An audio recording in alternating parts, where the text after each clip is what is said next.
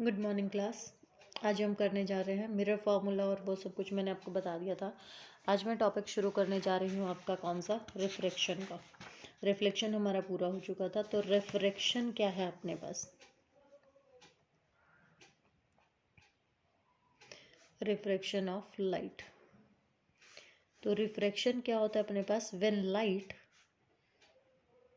Goes from one medium to another medium. जब हमारे पास क्या होता है, लाइट एक मीडियम से दूसरे मीडियम में जाती है, then it changes its path या it deviate from its path.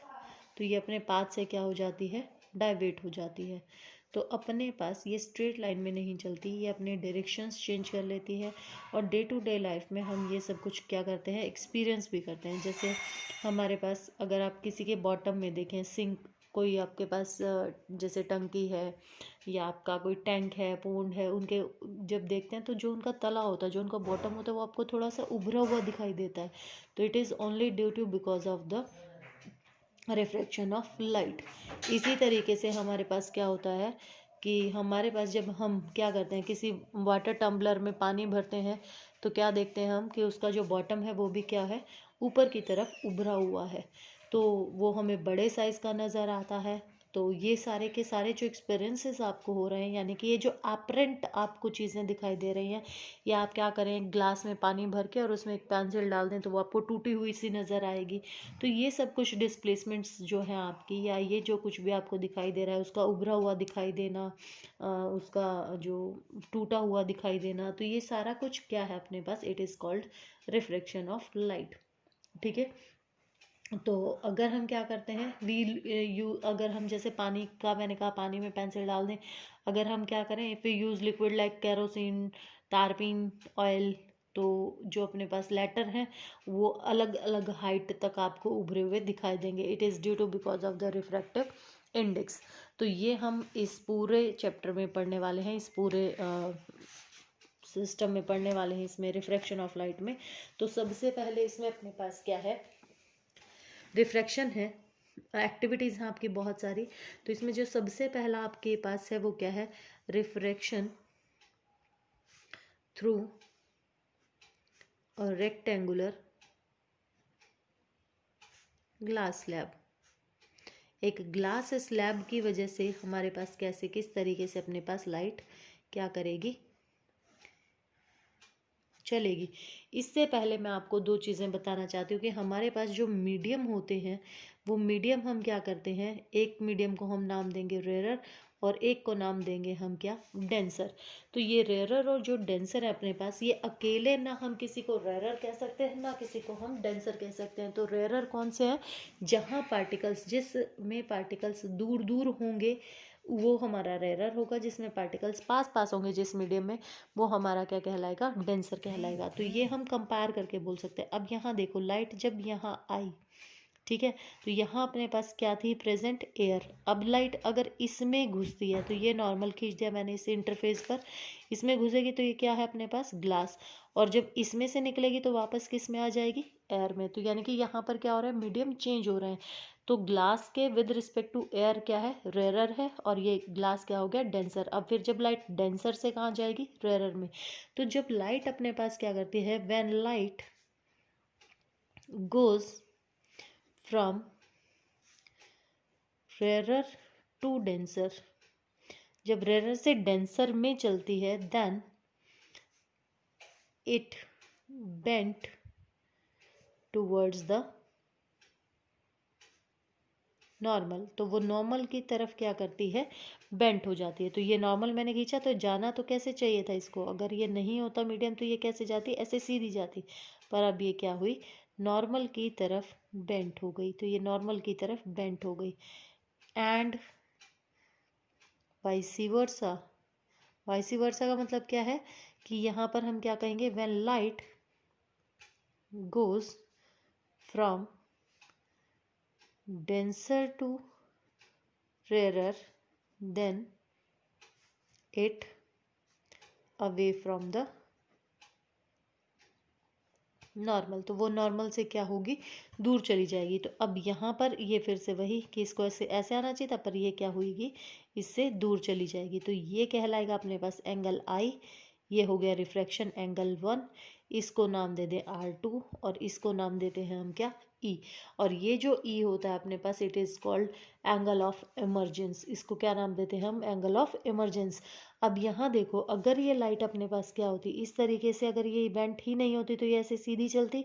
यहाँ से इस पर ये परपेंडिकुलर डाल दूँ तो इस परपेंडिकुलर डिस्टेंस को अगर मैं नाम L दे दूँ तो ये हमारे पास क्या कहलाता है, लेटरल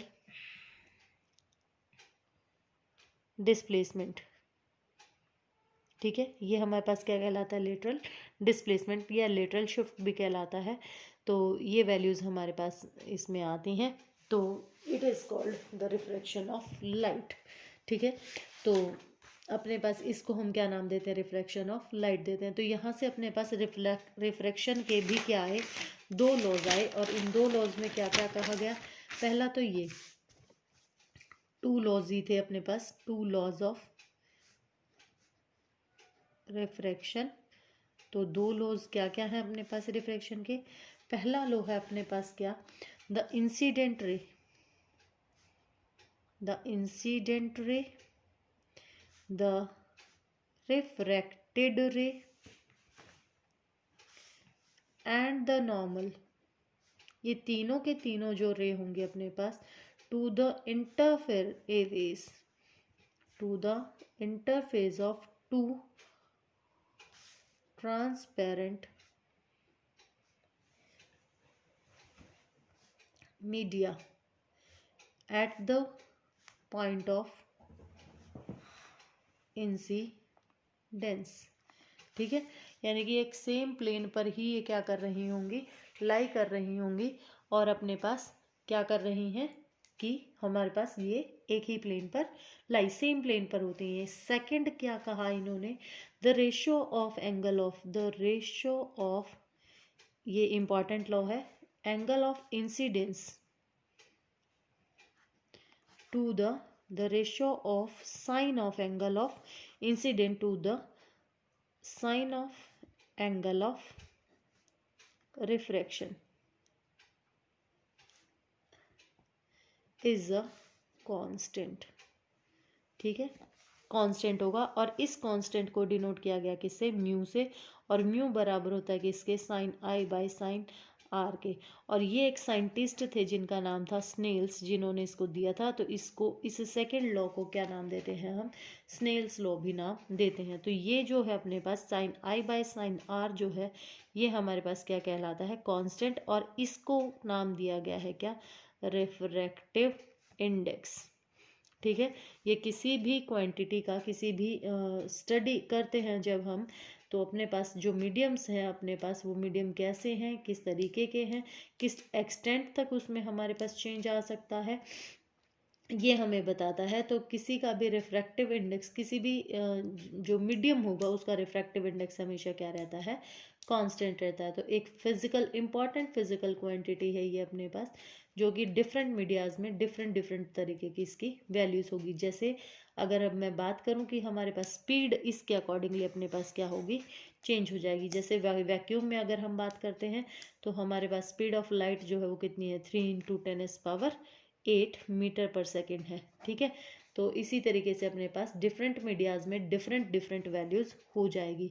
तो जिसका रिफ्रैक्टिव इंडेक्स ज़्यादा होगा तो दैट मीन्स वो डेंसर होगा उतना ही ज़्यादा, और उतना ही कम वहाँ पर क्या होगी, अपने पास वेलोसिटी होगी। तो रिफ्रैक्टिव इंडेक्स और निकालने का तरीका क्या है अपने पास, जैसे मैं यहाँ पर लिखूँ μ21, μ21 का मतलब क्या है यहाँ पर, that refractive index of medium 2 with respect to 1। तो ये इसको किस तरीके से निकालेंगे, आपकी जो बुक है एनसीईआरटी की बुक है उसमें n से डिनोट किया हुआ है इसको।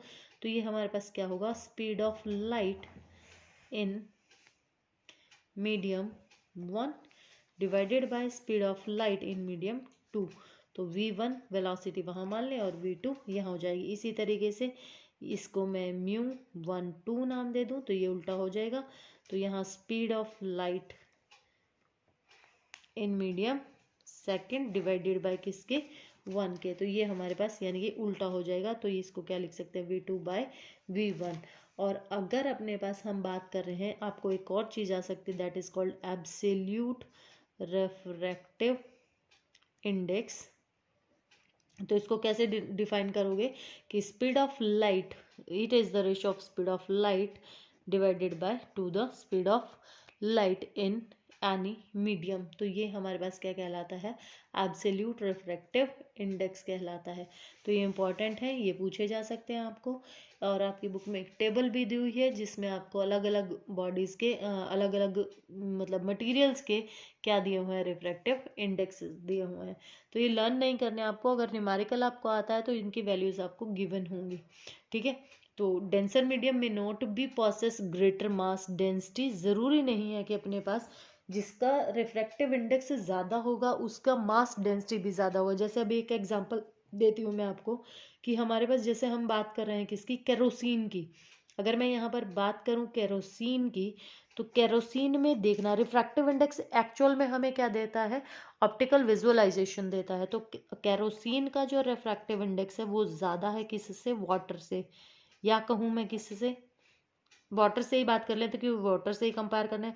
लेकिन पानी के ऊपर अगर केरोसिन ऑयल डाल दिया जाए तो ये क्या करता है, तैरता है। तो इसका रिफ्रैक्टिव इंडेक्स वाटर से ज़्यादा है, लेकिन इसकी मास डेंसिटी वाटर से क्या है, कम है। तो यानी कि रिफ्रैक्टिव इंडेक्स अपने को ऑप्टिकल डेंसिटी देता है, डेंसर है या रेरर है, किस तरीके का उसमें से दिखाई देगा ये बताता है हमें कौन, रिफ्रैक्टिव इंडेक्स। मास डेंसिटी जो है वो एक अलग चीज़ है। तो इस एग्जांपल से आप इसको क्या कर सकते हैं, बता सकते हैं। तो इस तरीके का क्वेश्चन भी आपको आ सकता है। इसके आगे हम पढ़ेंगे स्फेरिकल लेंसेज, जो हम अगले वीडियो में करेंगे।